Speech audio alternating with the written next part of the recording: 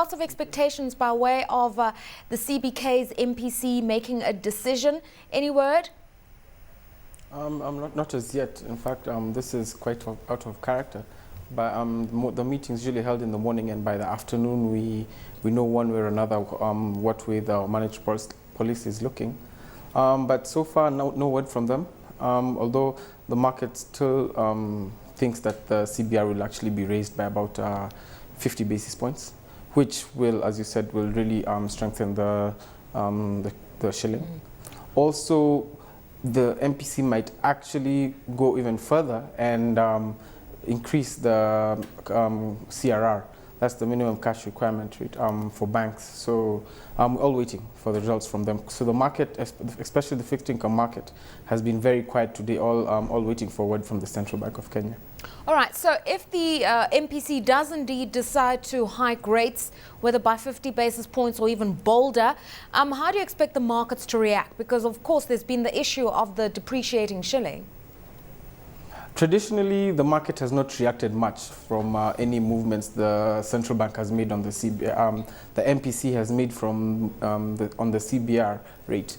But this time around, I think most of the market is looking for a way forward, because market's a bit confused.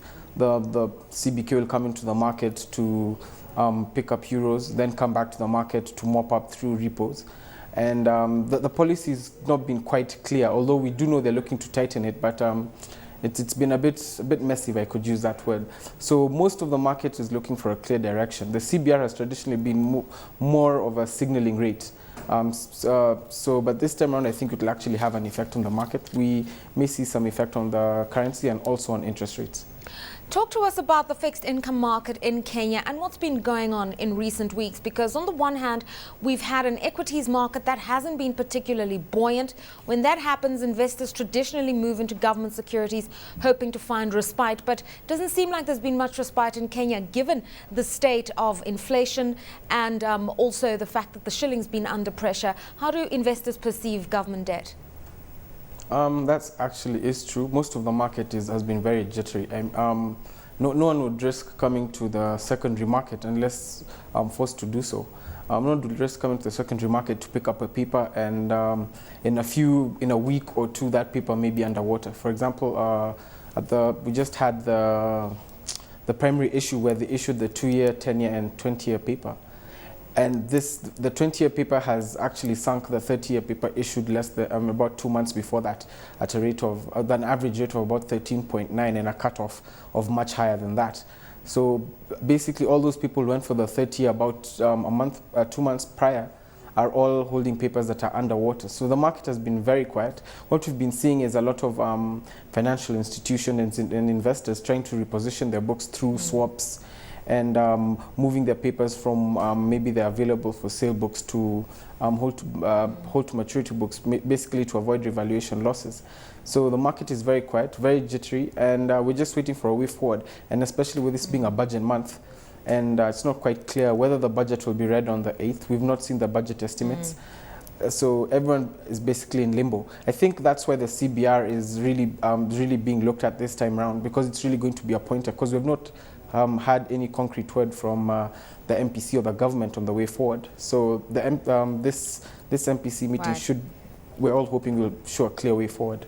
I mean, we'll talk about the budget in just a second, but obviously mentioning government securities, a lot of the institutional investors are local Kenyan banks. In fact, something to the tune of about 80% of investments in government securities come from the banks. Many of the banks have said that although their earnings were very good, this is the one area where they haven't earned a lot because of a wobbly yield curve. With interest rates set to rise, how will banking stocks be impacted, do you think?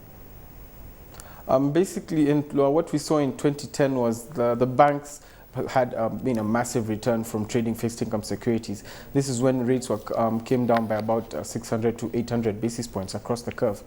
But what we've seen towards the last quarter of 2010 and the first half of 2011 is the fixed income rates rising. So what's happened is the fixed income, the income they derived in 2010 from the fixed income market this time around was not forthcoming. So we've actually seen a drop in returns by the banks, and also quite a number of them have had to post losses because of revaluation losses of their books. So the banks actually have had to look at other avenues of income, because some of them are actually going as far as calling it an unexpected windfall in 2010 from the fixed income trading. All right, you mentioned the budget, and it's reported that the budget to be tabled on the 8th of June could actually be delayed. Now, this happens on the back of rising inflation and the IMF saying there needs to be a reduction in government spending in Kenya. Is that a variable? The government spending, it's actually not looking quite possible, especially going into an election year, and also with the huge burden of implementing the new constitution. We actually expect the deficit to increase unless they cut back on development expenditure and move this towards the constitution and the elections.